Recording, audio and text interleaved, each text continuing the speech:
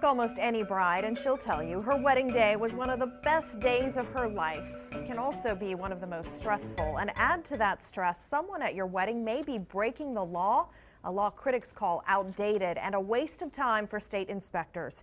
Now there's a call to change that law by the very people in charge of enforcing it.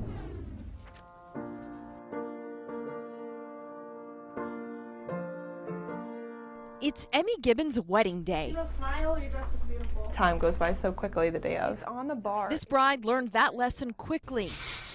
1 hour before her pictures, her dress still hangs on the wall. Is the flower still in the vase, though? Her makeup isn't done, and the stylists are just starting on her hair. It's so important for them to be here because it's just a reliability thing. I don't have to stress out about it.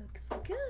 But the people doing Emmy's hair for her big day, making things a little less stressful for her by being on site, are breaking the law. It simplifies the bride's day. It's one less thing for her to worry about.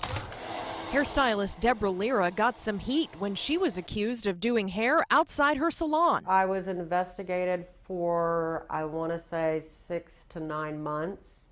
That included them going through my Facebook, among other things. In May, she got this letter from the Texas Department of Licensing and Regulation, TDLR. They couldn't find anything that tied me to doing hair on location, so the charges were dismissed. Lira was eventually cleared. But KXAN found TDLR has investigated 10 other hairstylists in Texas in the last 2 years for doing hair on site at a wedding, breaking a law originally intended to ensure proper sanitation. We need running water.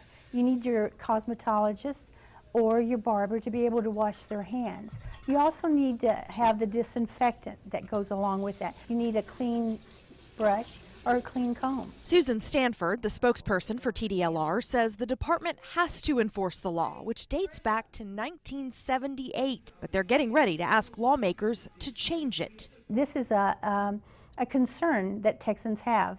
When your daughter's getting married, you may not have time to go to the beauty shop. You think it's an outdated law?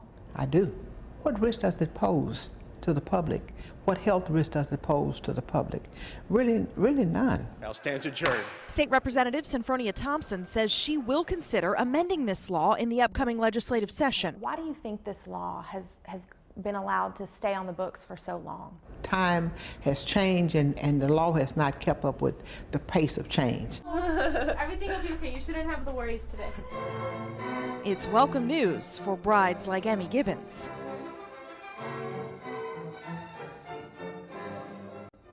Well, TDLR tells us this impacts a lot of people every year. We discovered there were 40,000 weddings in Central Texas last year alone. That includes Travis, Hayes, and Williamson counties. Taking a closer look, in the last legislative session, the lawmaker in Shannon Story sponsored a bill to let hairstylists operate legally outside of a salon in a nursing home or an assisted living center.